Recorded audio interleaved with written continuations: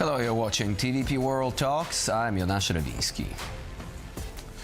In Slovenia, a neck-and-neck parliamentary election race has concluded on Sunday with incumbent Liberal Prime Minister Robert Golob claiming victory, despite the most recent polls showing a negligible lead ahead of his populist rival Jonasz.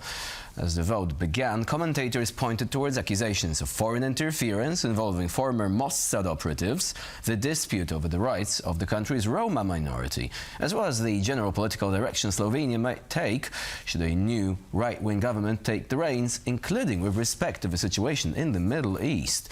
Joining us here today to talk through all these issues is Philipp Köker, political scientist at the Leibniz University in Hanover. Hello and welcome to TVP World.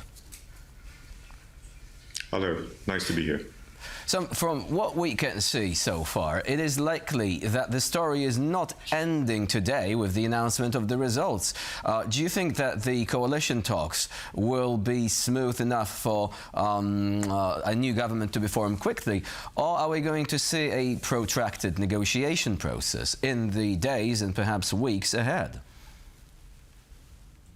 Well, yeah, what we've seen with the results is that both the freedom movement of incumbent Prime Minister Robert Golob and also the Slovenia's Democratic Party, led by his main opponent Jonasz, are neck to neck. The Golob's party only has one seat more in the assembly, and he cannot continue his current government coalition with the Social Democrats and the left and the Greens. In fact, they are at least 6 seats short of a majority. And so I think we can expect long, protracted negotiations between parties, especially because it's definitely not possible to form a government that's either entirely centre-left or entirely centre-right. And so talks need to be held to form prospectively a cross-spectrum government that would then have a majority. For example, would be possible for Prime Minister Golob's freedom movement to join forces with New Slovenia and its allies, a centre-right coalition, and then form a government together with the Social Democrats and the Democrats, a party that was founded by a defector from Jonasz party, that would have a majority of 50 seats and would be strong enough to then also potentially govern for the next 4 years. Is there a risk, though, that it could end with a stalemate, potentially with snap elections? Is there any precedent of that in the history of Slovenia? Well, yeah, there's definitely a risk of a stalemate because, as I said, we don't really have either the centre-left or the centre-right with a clear majority. Also, it's not quite clear how some of the parties will actually enter coalition negotiations, how productive it will be. For example, there's a lot of doubt about the party Reznica, a small pro-Russian, anti-vaccination party that doesn't really seem to have clear policy positions, but has already demanded control of the Foreign Ministry and the Finance Ministry should it enter government with the 5 seats that it has.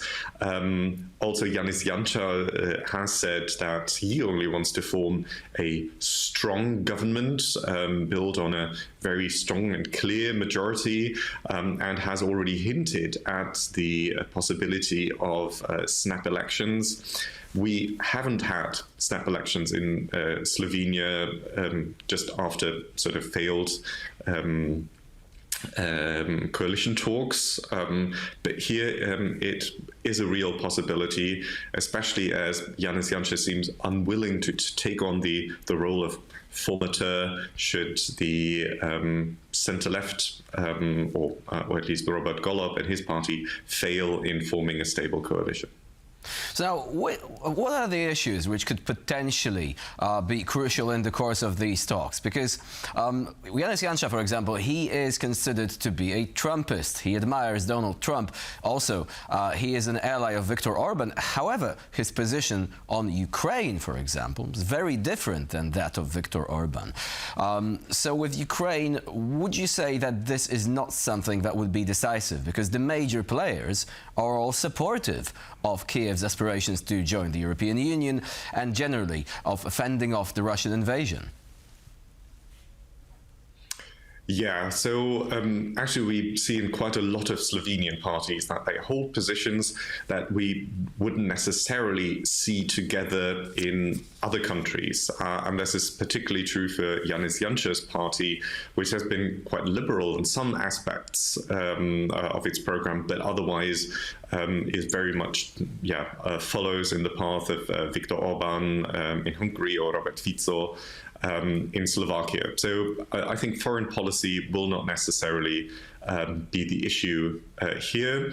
What about the Middle East, when it comes to Ukraine? The Middle East has been quite divided. I mean, there has been an issue that has been dividing these parties. When looking at the positions of Mr. Janša and Mr. Golob, these could hardly be more different, right? Yes. So what I want to say, so with regard to Ukraine, we don't see any difference. But with regard to the Middle East, we see a really stark difference. So Jonasz Janša has been vocally supportive of not only Donald Trump, but also of Israel in the war in Gaza and Iran, whereas Robert Golob has taken the side of Palestinians, has been very critical, especially of Israel in this conflict. So I think their parties will not necessarily come together, but in the end, we will definitely not see a coalition between Robert Golob's Freedom Movement and Jonasz Janša's Liberal Democratic Party, Democratic Party. But what about the smaller parties? Otherwise, how are the positions, split between these smaller parties? Because you could have a proposal to form a government from Mr. Golob, for example, but then you can have a party that says, well, but we would like to have an influence in foreign policy, and we do not support your moves concerning, the situation in the Middle East, which have been quite notably, at the far end of the spectrum, even in Europe. I mean, calling Israel's actions in Gaza a genocide, openly.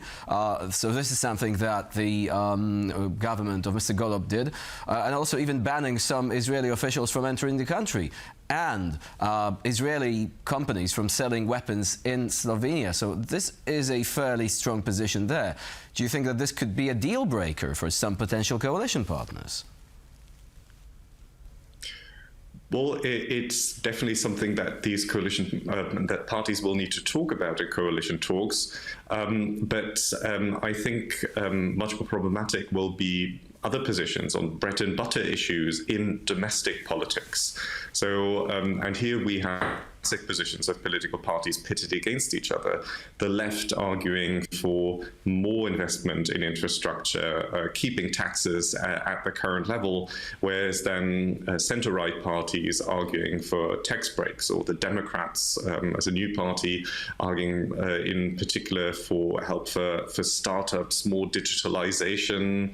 And I think these are potentially proposals that are much more difficult to reconcile, especially when it then comes to restructuring of the health sector and how that needs to be done. So foreign policy, definitely an issue, but just one among many.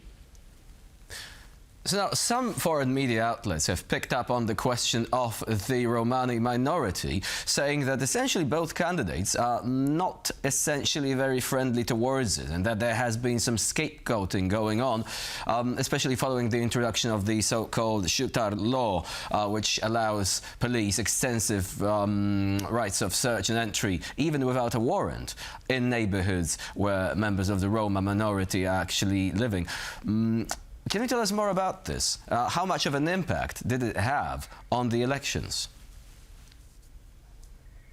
Yeah, so what we've seen here is that both Robert Golub's Freedom Movement and Jonasz Janša's Democratic Party have made really strong proposals in how to deal with what they perceive as a problem within the Roma community, and there definitely has been major scapegoating, so to speak. The Roma community in Slovenia is about 15,000, but of 2 million. That is really a tiny minority, and I think what parties have done is they've seized or tried to seize the current issue and respond to public mood in implementing further measures. Now these controversial new rights for police have been enacted by the centre-left government of Robert Golub, but Jonasz Janša has called for even stronger measures, and other centre-right parties as well. It is really doubtful whether that was in fact necessary, and I think here European criticism has been justified. And what is it about, really? Why are they cracking down so hard? Is it just about the perception of criminality on these neighborhoods? Or does it also play into some sort of prejudice that might be still present among certain groups? Yeah, so across the Balkans, Central and Eastern Europe, but at least, but of course also Western Europe, we find a very persistent set of opinions, prejudices against the Roma community. And here, maybe also in search for certain topics to mobilize voters on, parties have really pranced on this issue and try to show that they are doing something. And I think here linking this to alleged criminality, criminal activity, is really a way of getting this policy or this policy area into their portfolio, or showing voters that they're doing something. At least in the case of Jonasz Janša and his party, also trying to distract from corruption allegations. One quick question. Now that you've mentioned, allegations, the Black Cube scandal, can you briefly describe what it was about, and did it have, in your opinion, any bearing on the results of the elections? Yeah, so some recordings of former government ministers, lobbyists were published allegedly showing that there was a corrupt influence on Golub's government. Jonasz Janša tried to seize on this, tried to show that there was corruption, but in the end, some investigative journalism showed that there were potentially links between Jonasz Janša and his party and Black Cube, a intelligence company led by former Mossad agents, that actually procured these recordings, maybe Janša wanted to weaponize them against the government.